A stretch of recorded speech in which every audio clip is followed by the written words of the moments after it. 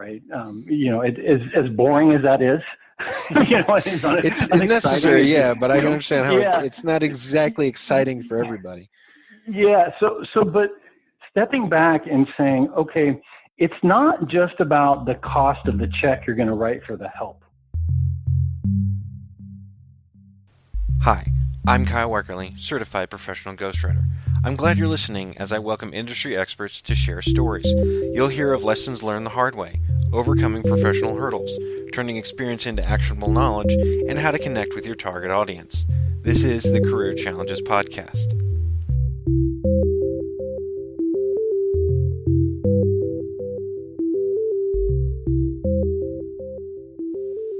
Welcome to the Career Challenges Podcast, and my guest for this episode is Greg Bray, President of Blue Tangerine.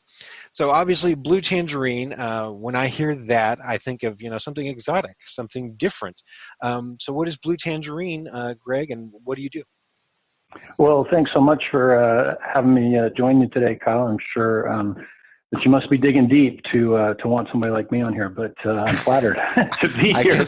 I can assure you that wasn't it. That wasn't it. Actually, Josh Steinley was a previous guest, and he said, "Hey, I think Greg Bray would also be a great guest for your podcast." And I said, "Send him over," because usually when a guest refers another guest, that's a good sign that A, that first guest liked it, B, they want to spread the word, and C, they really think can benefit that referring guest. So really it speaks highly of you, and also I hope highly of me. So yeah.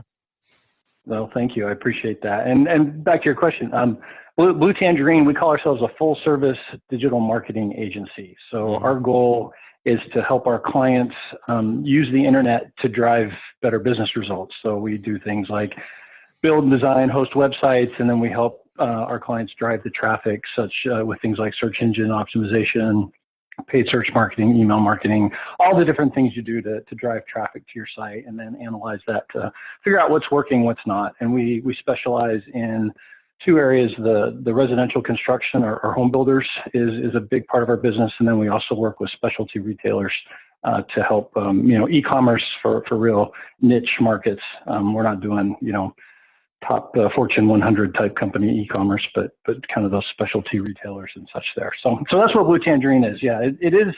It's a name that we love because people remember it, but it's got a challenge that people don't know what you do when they just hear it. Yeah. Kind of like Seth Godin's Purple Cow.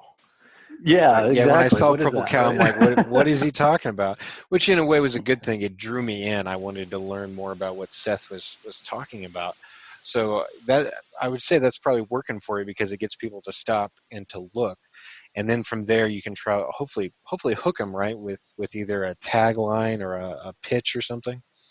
Yeah, absolutely. I mean, it is an interesting business decision just picking a name, especially for somebody who's just starting out. Just picking a name, the effort that went into that, trying to find a name that first of all isn't taken on the internet already, because now you're competing with everybody all over the place, not just the local person for names, because you need the domain that matches, and so that's a challenge. And then one that actually communicates well, is memorable, and such. So it was quite an adventure. It's probably a story for another day, but yeah, it was an interesting exercise.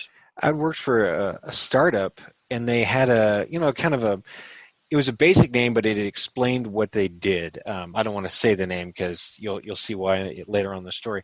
But the name was really simple. Like find your home. It's a real simple name. But they felt it just didn't have that that pop factor. It wasn't a Blue Tangerine or Purple Cow kind of name, and so they put out a contest. Whoever could find not just a name that would really embody what they did. Find your home now. But also had that that Blue Tangerine feel to it and would draw people in, but also had an available domain name, a .com. And so I had like a list of all these different ideas, like Home Navigator or Your House Finder, stuff like that, but like just little tweaks on that. And I had like 30 of those. And I was going to turn them in, and they were going to, look through them. And the CEO told me, okay, we're going to look through them. We're going to see what works, and then, you may get it. But then one of these meetings, we're sitting around talking, and the CMO just kind of goes, well, I like this name. And it was just something weird. Like he took two normal words like house now or house finders, and you put a Z in there or you change out another letter so that it doesn't spell it out like that way. So that way you could get the domain name, the .com, but you didn't have to worry about it conflicting with other ones.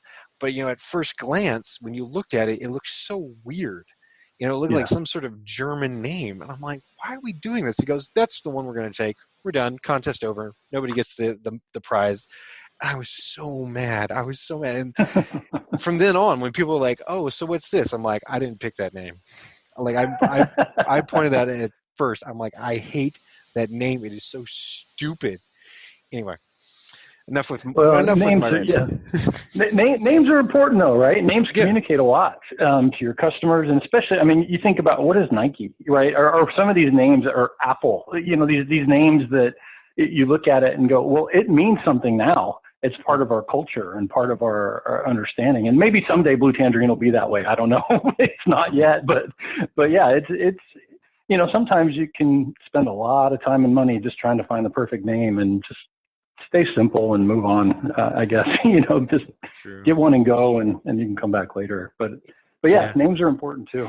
Yeah, it doesn't have to be difficult. When I first picked a name, I wanted to go with Weckerly Ryder because my last name is unique. There's not a lot of Weckerlys around here, or at least famous ones anyway. But then I realized Weckerly Ryder, that W sound, that wah, it can trip people up. So now I'm starting to wonder, should I change my name? But, we'll see.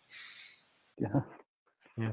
So with residential home builders and specialty retailers, are their pain points kind of unique to their industry, or do they still just have the same pain points? They're just very, very specific in the market that they're trying to reach?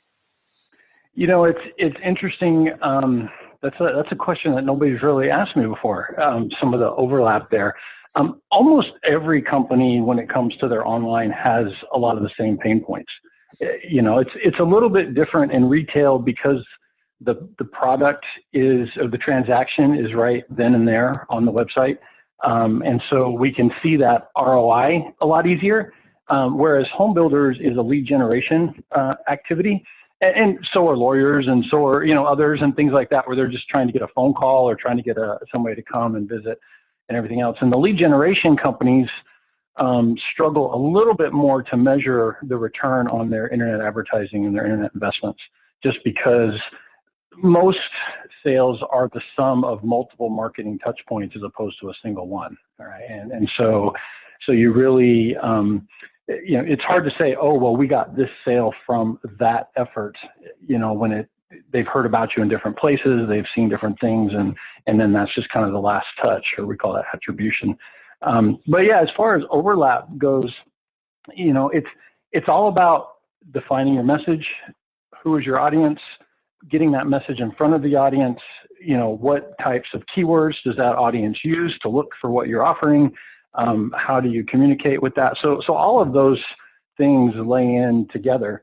And for us, those specialties kind of grew out of some historical situations of, kind of building a client base and getting some referrals and such. And it really becomes not so much that what we have or what they need is so unique, but it's the message from us, because everybody wants to work with someone who knows their industry more than they want to work with a generalist.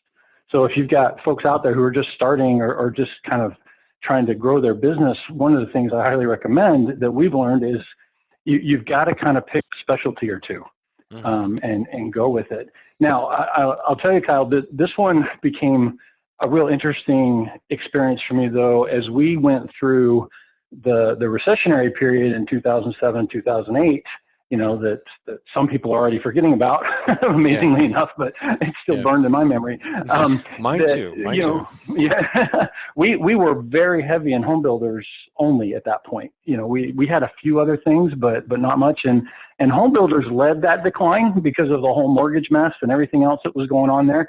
So they were way out in front of everybody else's collapse. The home builders collapsed first. The housing market went down first and dragged everything else with it.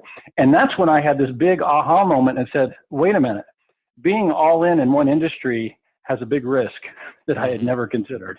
And And so, that's why we said, you know what, we need to have two, and we also need two that are not so closely connected that those economic cycles would necessarily overlap. So, home builders and architects are probably a little too close, for me to count that as two, right? Because they're going to be kind of connected to the same things there. Whereas, we felt like, all right, let's make sure that we stay with two. Yes, there's a lot of common needs there, but there are some differences.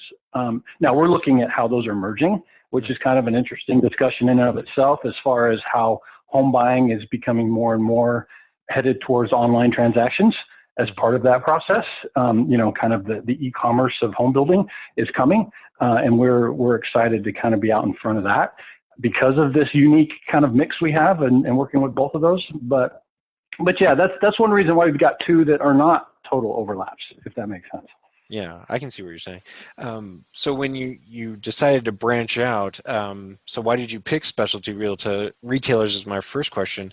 And then second, how were you able to, I guess, kind of pivot a little from residential home builders to specialty retailers to be able to grow that?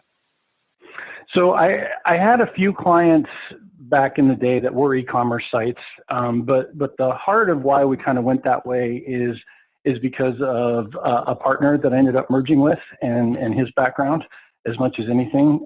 So I had been primarily doing development, and our company had been doing development, and then we realized that building a great website for somebody is a nice thing to do, and we kind of hand it to them and say, hey, here you go, have a great life, call us if you need anything. And they didn't really know what to do with it. They put it out there, this kind of, and again, early on, that's all you had to do with websites was put them out there and you were good. They didn't know how to use it in the business from an operational standpoint. So I was recognizing that we needed to figure out how to help them with that. Again, these ideas of how do you drive traffic? How do you keep it up to date? How do you make sure that they don't mess it up with, bad images and all the different things that clients can do on their own. And I met my partner, Eric, business partner, Eric, who came from a catalog background and had gone from cataloging into e-commerce. And he was doing all the merchandising and all of this traffic building. And he had clients that were saying, hey, yeah, this is great, but we need you to fix the website. And he didn't have the technical team to do that. And so we started kind of collaborating on some projects and said, wait a minute, this is, this chocolate goes good with this peanut butter. And, we need to talk. So about almost 3 years ago now, we finally completed a merger, bringing the two companies together. And so because of that history as well, it kind of solidified that other market because of his network and contacts and background as well, and some of the clients that he already had that came together. Mm-hmm. Now I want to go get a Reese's peanut butter cup because you said, chocolate and peanut butter. I like that visual analogy. That's really good. And you mentioned, you would complete a website for your clients, and then they wouldn't know what to do with it. That was kind of the same that I discovered as a ghostwriter. I could complete a manuscript and it would be polished and be ready to go, but the author just wouldn't know what to do with it at that point. And so that's when I started to, go beyond that. Do you need help with traditional or with self-publishing? What do you want to do? Let's put together a book marketing plan. And actually the funniest thing that I learned, and I guess this kind of proves, if you're too close to the industry to really understand the outsider's point of view, is that people didn't realize that even if you got a traditional book publishing contract, you still needed to do the marketing yourself. Maybe not as much as a self-published author, but you still had to do a lot of that footwork yourself. And I just assumed everybody knew that. If you wanted to get into a book, everybody knew that that's how it was going to be.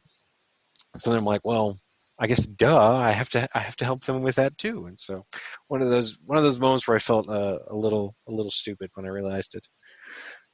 It's all part of just recognizing those business opportunities with where do the other people get stuck. When you are an expert in some particular area, whether it's website building or writing books or whatever it is, you do assume everybody understands things that they don't, and you just kind of think that way and got to step back and go, you know what, it's hard for them. We're all people that are smart and can learn, and we could figure out things and go, learn things on our own. but we don't have time. We're busy doing whatever we're doing, and we specialize in that. And so you need people that help you fill those gaps of the things you don't know or just don't have time to learn. Mm-hmm. So then what was the reaction for you when you offered, that after the delivery help, I should say? What was kind of the reaction you were getting? Definitely one of interest and people saying, yes, we want this, but where I was struggling on my side was figuring out how to sell it, how to price it, how to deliver it well. I knew they needed it, but I struggled a little bit with, what does that look like from a packaging standpoint, so to speak? Again, we're talking about services here, and how many hours a month do I need to include, and what exactly am I going to do? It's one thing to say, go optimize my website.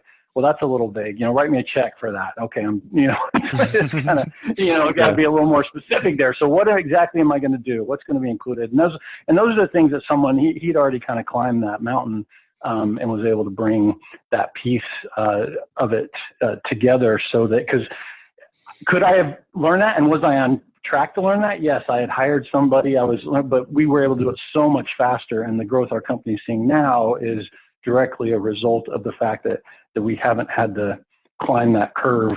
Now it's been climbed in the past instead. So if I tried to build that on my own, would I have gotten there eventually? Yeah, I guess I have the confidence to say yes, I would have. But how long would it take, and what investment would be required to have done that and figured that out? How many mistakes do you have to make along the way to learn it, right? Because that's how you really learn, is when you trip and fall, as opposed to just everything sailing along smoothly. True. Awesome. So you had mentioned that you took over the company in 06, and of course 07, 08 rolls around, market tanks, and you're hit really hard. So what did you learn during that time when things just, I guess were kind of bleak? For me, they were bleak because I just graduated college, and the job market just kind of withered and died right in front of me. So what was it like for you? Yeah, that's an interesting time. And you mentioned took over the company. So I bought the company in 2006. I was the VP of operations, so I bought it from the prior owner at that point. So it wasn't like it was a brand new company I didn't know. It was the company I've been working in and people I've been working with. And so, this was a huge new adventure for me, right? I'd always kind of had that entrepreneurial bug and interest, but gosh, to get a bank loan and buy a company and all the things that went in, the months of work that went into that, where I couldn't tell anybody about it that I worked with, because, and all these kinds of things that were going on. I was so excited when I got started, about, oh my goodness, it is time to go conquer the world, and we were going to double every year in sales, and we were going to hire all these people. And so one of the mistakes I made is I started hiring the people expecting the sales to come. All right. And kind of got ahead of myself there. And so then, of course, the sales didn't come in 2007. As a matter of fact, the current clients started going bankrupt. and then by 2008, we had some that were, stiffing us on bills and things like that. And all of a sudden it was like, okay, wait a minute, so there's this challenge, I think, that the natural entrepreneur has, that you have to be aware of, and that is that your optimism can be your enemy, right? This idea that you have to have that optimism, or you would never take the leap to do your own thing. You would never. It's scary, to step off the cliff into the darkness. Yes. And so the people that do that are inherently, in my opinion, more optimistic than the average person around them, right? And it's not that they're dumb, right? But yet, when you do that, you make these plans and you expect things to happen, and then they don't, and you've got to have a backup plan. You've got to have you've got to kind of do that worst case scenario planning and say, okay, so if I can sell, $1 million this year, what happens? Well, what happens if I only sell 100,000? And what's different at that point? And the reality will probably be somewhere in between, not more than my big goal. And so it really, that was the thing that kind of hit me in the face. Now, the other thing is I didn't see the trend fast enough. I thought, oh, we just had a bad couple of months. I wasn't really paying attention to the greater economic environment around me the way I should have been, saying, no, wait a minute, there's things happening here that are not just, I can't close a deal today. There's reasons these people aren't buying right now. There's reasons we got clients going out of business. And it took me a little while to do that. And so I didn't want to lose my people, because at least in a services company like ours, our people are our absolute most important asset. I know everybody kind of pays lip service to that. But that's what does our work, is our team, and they interact with our clients, and we have to have good people. And if you let one go, it's really hard to get them back later. It's not like I can just say, come back in 2 months and let's see what we can do. It just doesn't work that way. And so I was holding on to them, and I waited too long. And I partly, again, because I didn't see the trends, and a lot of this is so easy in hindsight to tell the story, because you do so many things. That's what stinks about it too, is because you realize now what you should have been looking for then. And I hate that, because there's times in my life that I look back on, I'm like, oh, I was such an idiot. I should have seen that. But of course, I don't know then what I know now. Yeah, absolutely. And when you're talking about people's lives, and you realize that, if I have to lay these people off, and of course it always happens at the end of the year. So I was making this decision like 2 weeks before Christmas, and it was like, oh my gosh, I'm going to go lay somebody off here right before Christmas. How big of a jerk am I? But again, the money was not there to cover it. And then you try and trim around the edges, just to try and keep those costs down and everything else. And then you realize 3 months later, we got to do it again. Eventually we cut about a third of our staff, and the ones that were left all took 30% pay cuts, which was what it took. And we had some big discussions, and I was worried that they might leave because I did that to them. And I don't know for sure how that influenced some who eventually did leave or not, but I've still got some of those folks with me today, that are still there, and they've recovered that salary, and we've gone back beyond that and everything. But that was a hard thing, because I was so worried about hurting them that I almost killed the company by hanging on too long. And it's a fine balance there of, pruning and trimming for the greater good of the rest and the health of the whole, as opposed to kind of hanging on too long, and then all of a sudden the whole thing just comes crashing down around you. Would you like to be a guest on the Career Challenges podcast? Go to careerchallengespodcast.com to find out how. While you're there, check out other episodes and download them through Apple Podcasts, Google Podcasts, Stitcher, Podcast Addict, CastBox, Spotify, iHeartRadio, and more. The Career Challenges podcast is hosted by me, Kyle Weckerly. I'm a certified professional ghostwriter who works with business thought leaders and industry experts to write polished manuscripts, assess their publishing options, and create book marketing plans. I've worked with consultants, high-ticket salespeople, coaches, speakers, C-level executives, and business owners. My authors have worked for USAA, Vistage, Booz Allen Hamilton, Austin Technology Council, and the John Maxwell team. My authors want to write a book to serve as a platform for their marketing endeavors. They know that becoming an author will help them secure speaking gigs, market their expertise, promote a product or service, and more. Are you ready to turn your experience, knowledge, and stories into actionable advice and connect with your ideal client? Then visit WeckerlyWriter.com to schedule a consultation today and begin your publishing journey. That's WeckerlyWriter.com. WeckerlyWriter.com. And now, back to the Career Challenges podcast.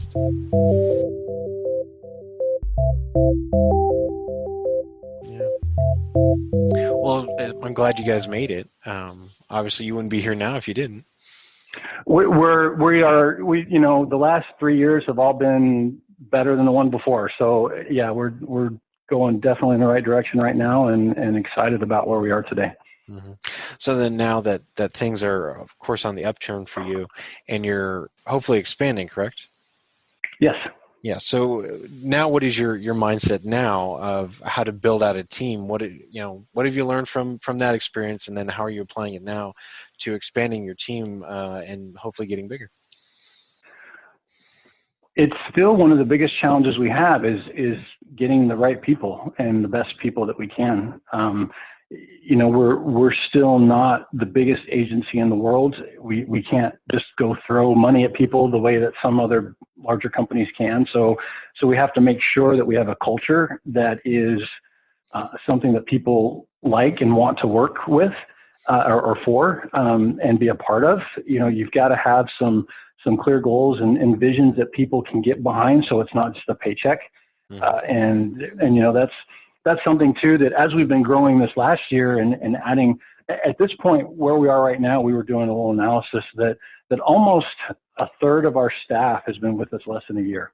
Wow. Because of our growth, and we're having some issues because of that, because of just learning and training and onboarding and all the things that go with that. And people don't know what they don't know, and you don't know what they don't know until all of a sudden you go, well, why'd you do it that way? I don't understand. And they're like, well, how else do you do it? It's like, okay, nobody told you. I get it. So there's a lot of that. So it's all about that culture and how do we keep that culture with all the change that's happening with the growth and some of those things that we're working on. And I'll be blunt. I'm still trying to solve that problem, or at least see clearly where the path through that, because this is kind of a new one for me, is learning, because the culture, at least for us when we were smaller, was very much a part of everybody working together. Well, we've gotten big enough now that there's people I don't work with every day anymore, because of just the size we're at and the jobs that we do, and we also have a remote environment where we've got a couple offices. We've got about a third of our team that works in home offices all over the country and such. So we don't have that water cooler time, that they talk about, where people just kind of get to know each other and rub shoulders a little bit and things. So we're trying to kind of figure that out. How do we build that culture? How do we make it something special where everybody buys into it and wants to work with us and enjoys working with us and feels that sense of purpose and satisfaction? That's one of the challenges we're working on. And maybe next year we can talk again, and I'll have a better story about how that went. Yeah. Well, I'll put it on my calendar now. We'll circle back in a year. What kind of strategies are you using now that you weren't using, maybe even last year for running your company? Strategies using now. I think the biggest thing that we're trying to do now is recognize that from an ownership standpoint, there's things we need to let go of, and delegate more. Again, kind of part of that growing pain process that we're in right now. And it's not something that I haven't understood before, but there's things you're good at, and that's why you do what you do, and you have to learn how to let go of those as you grow. And frankly, if you're lucky, you find somebody who can do it better than you, and give it to them, as opposed to just kind of having to settle for something that's not quite as good because you're busy. That I think is really where we're at. And again, it's something that certain things are great and easy to give away and delegate off, and there's some things that are a little bit harder just because you try and maybe it doesn't work, and then it comes back to you and you got to try again, and now you're a little hesitant because it didn't work last time, or the person that you did, it's like, well, was that my fault? Was it their fault? Did I not explain it right? Some of those things to figure out. But that whole idea is trying to get to that point of, there's a trite phrase, right? Work on the business and not in the business. Yeah. And it still kind of get pulled into the business more than I want to at this point, so that we can work on the business and help it move forward. Awesome. So, Greg, I've heard the quote, and I'm sure you've heard it too, that leaders are readers. So, of course, because I'm a ghostwriter, I love talking books. What is your favorite book?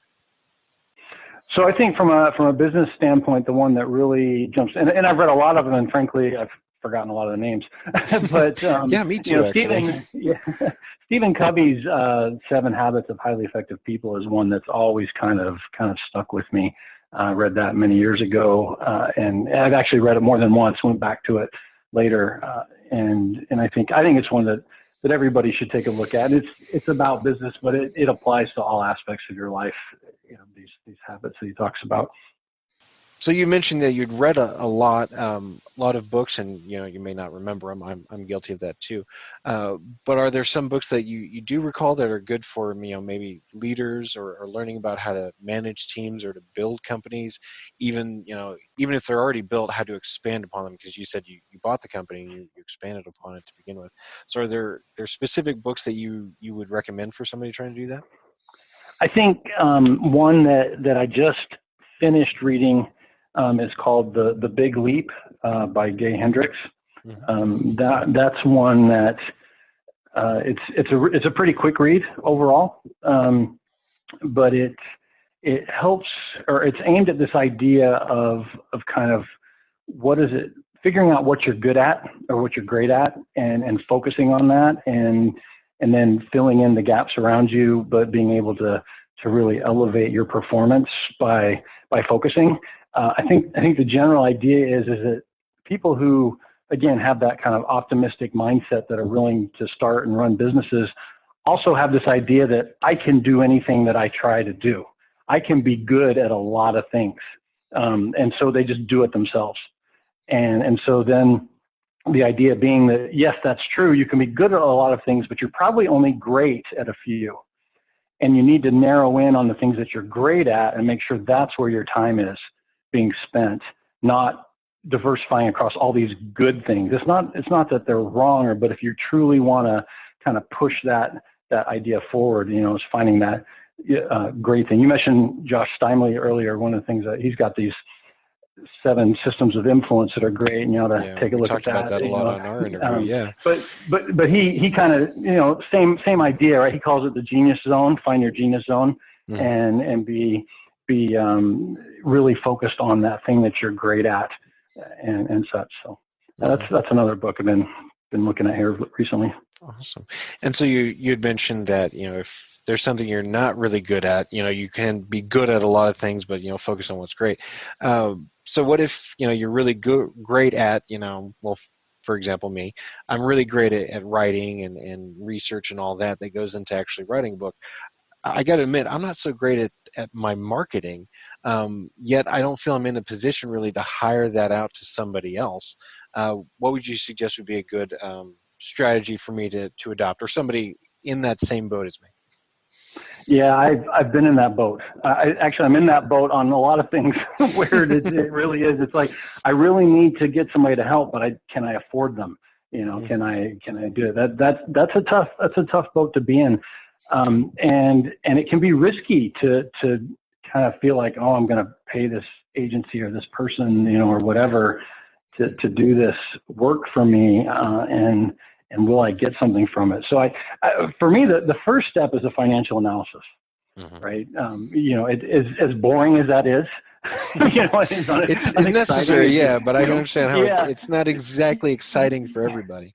Yeah. So, but stepping back and saying, okay, it's not just about the cost of the check you're going to write for the help, right? The part that everybody forgets about is the cost of their time that they've been spending doing something they're not that good at. And what could you be doing instead with that time?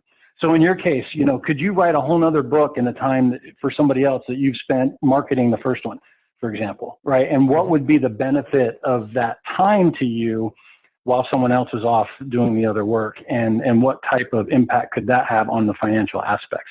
Because we often make this decision based on the money I have today.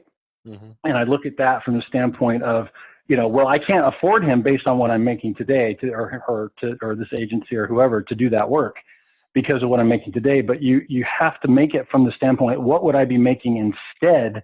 Because I would be spending that time doing something else. And that's scary because you aren't making it today. And it's a big what if to do.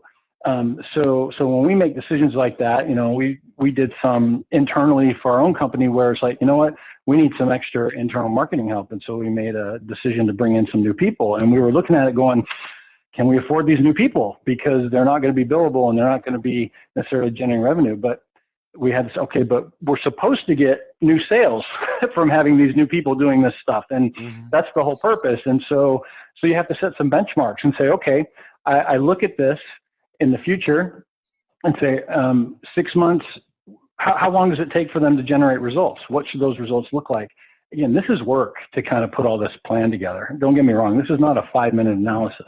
And some people like to manage from their gut, and maybe that's good, okay, and just say, I'm just going to do it and try it. But the other thing that we always kind of step back when we make decisions like this is this idea that, you know what, we're not committing to this for 50 years, right? We're not committing to this for 10 years. Do it for 6 months or 3 months or whatever. And if it's not working, pull the plug. Okay.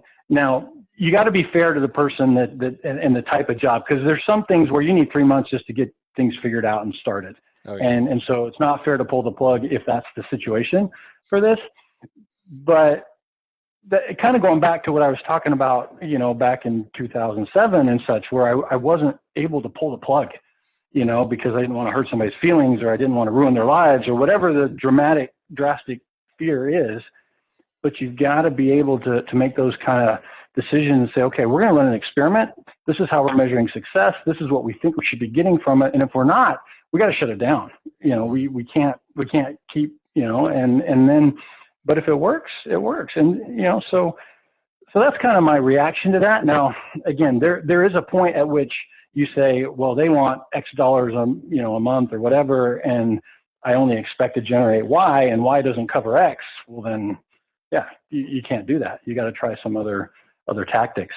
But it might also be, maybe there's something else that doesn't cost as much that you can let go of. You know, maybe the marketing's too expensive, but you can let go of the accounting or something else, right? And maybe find something that way to free up more time and then work towards the next one. It's definitely a tricky one. Sorry, I got a little long-winded there, but.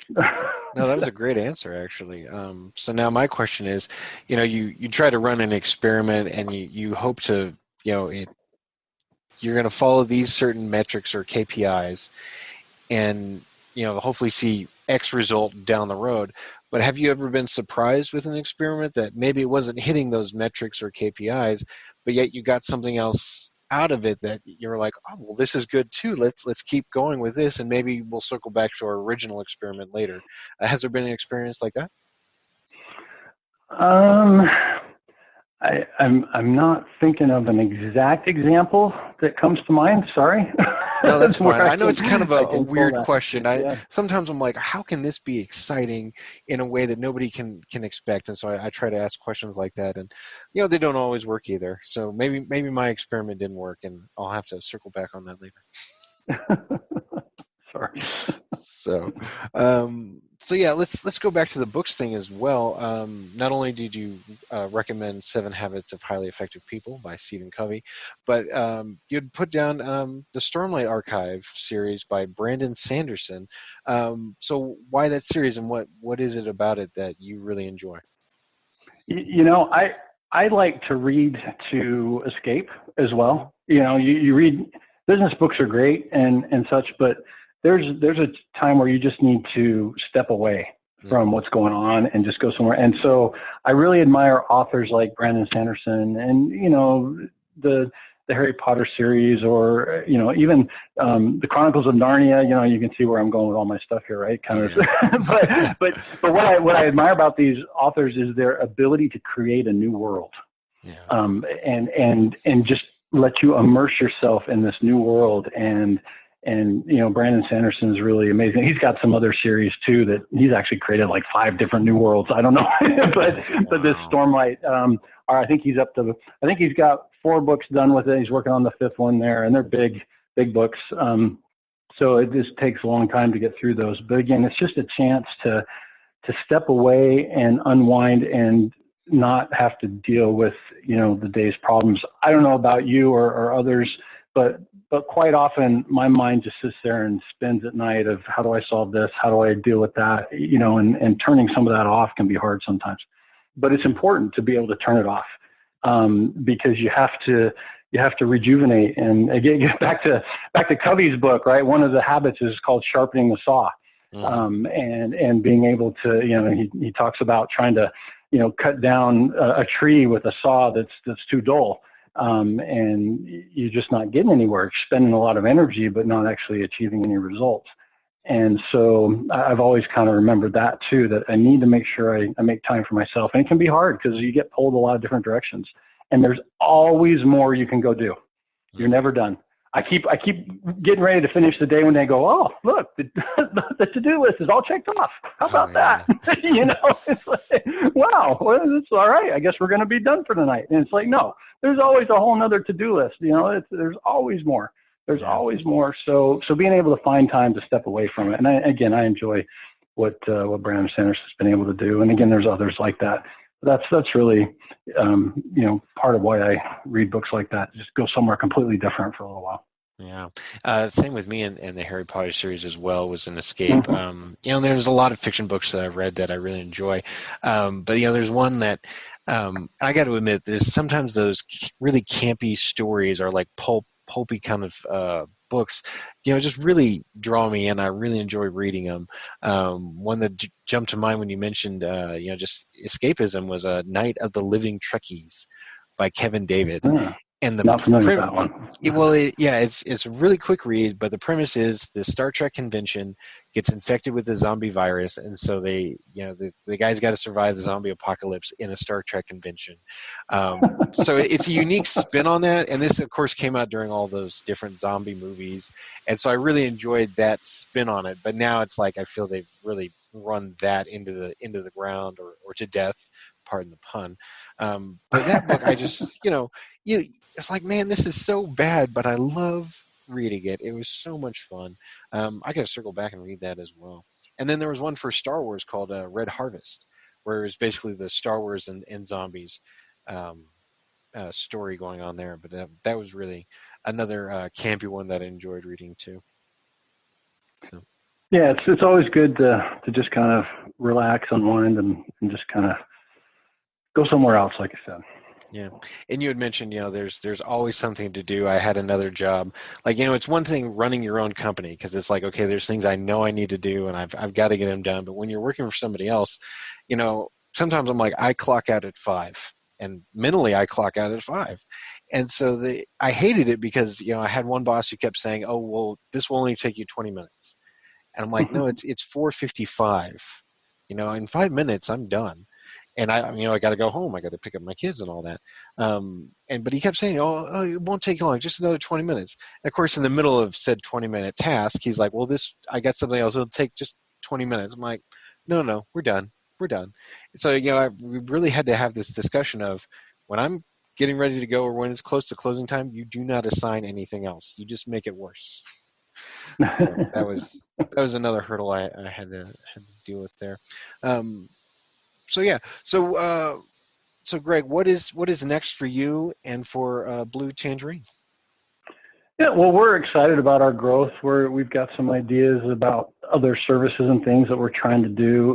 We're also real excited about this idea of how the builder home builder experience is kind of headed towards where the e-commerce has been and some of those things. And so one of the things that I'm working on now is I'm actually preparing to kind of kick off my own podcast. I'm gonna dive in here and awesome. Gonna focus on this idea of how home builders can integrate their offline buyer experience better with their online experiences. You remember the good old days when you would buy something on a company's website and you would take it to the store to return it and they looked at you really funny. Yeah. Like, what are you talking about? I can't, yeah. That was the website. You can't do that here. Well, the retailers have those experiences are integrated now, right? You can order online, pick it up in the store, you can buy it online, get it shipped, you can return it to the store. All those things work together now. And so those are the kinds of things that we're looking at, how do home builders start to do that type of integration and be able to move things back and forth. So yeah, I'm excited. We're going to, get some great guests on there that have some experience with different parts of this and maybe explore some areas that the people aren't even thinking about. So, I don't have a launch date yet. We're still early in that, but that's kind of the next big thing that, again, going to dive in here and see if I can't provide some value to people out there through that podcast. Yeah, well, I'm sure you can. I mean, you sounds like you have a wealth of knowledge and experience in this specific field, and there's always somebody who they probably don't know they need it until they've stumbled into it. So that's always great. And having that podcast, just from my perspective, and I started this back in June, just in the how many months has it been? 7 months, I think 7 months I've been doing this. I've seen huge uptick in interest and things moving with my business. So I'm like, yeah, podcast. Let's do it. Let's talk about podcasts. So I'm really excited for you. So I just have a couple more questions about that. Obviously, Sure. What is the format? Have you already decided on a format? So going to be, I've got a partner from another company who's interested in being a co-host with me, which I think will be great. And then we're going to probably be looking at mostly from an interview format. Our desire is to go out there and find those who are doing things well and talk to them about it and ask them about it and, throw in a few thoughts of our own along the way. Mm-hmm. Awesome. And so, when you're building it, are you planning on doing it all in-house, or are you going to go with a service? That's still to be determined. That's kind of the stage we're at right now, is filling out some of the logistical pieces there. So if you've got some great recommendations of people to help, I'd be happy to take those when we're done. So awesome. I will. I'll talk to you about it after we finish with the recording. But it's always great because I always want to know how other people are doing it. Now, for me, since I'm running a one-person show and a one-person company, it just makes sense for me to do kind of that all in-house. I don't need a lot of bells and whistles, but when I've talked with other companies, some want to do it all in-house themselves. They're very, the person in charge of the project is very possessive, and it's like this is going to be our thing. And then there's some people who realize, just like you had said earlier, that this is not their forte. So we're not going to spend a lot of money and time trying to figure it out. We're going to just outsource that to somebody, and we'll be the host and we'll work on the content, but most of the legwork will be done by someone else. And so it's always interesting, to have that discussion with people, companies large and small, who want to look into podcasting. So random little side tangent there. So Greg, just let me say it's been a really great conversation, and I hope you got a lot out of it too yourself. But thank you so much for being on the Career Challenges podcast with me today. Oh, it's been my pleasure. Thank you for the opportunity, and love to do it again sometime. Oh, definitely. Thank you for listening to the Career Challenges podcast. Don't forget to subscribe and like the Career Challenges podcast on your favorite podcasting app. Visit careerchallengespodcast.com for more information. Schedule your free consultation with Kyle Weckerly by visiting weckerlywriter.com today. That's WECKERLYWRITER.com. Thank you.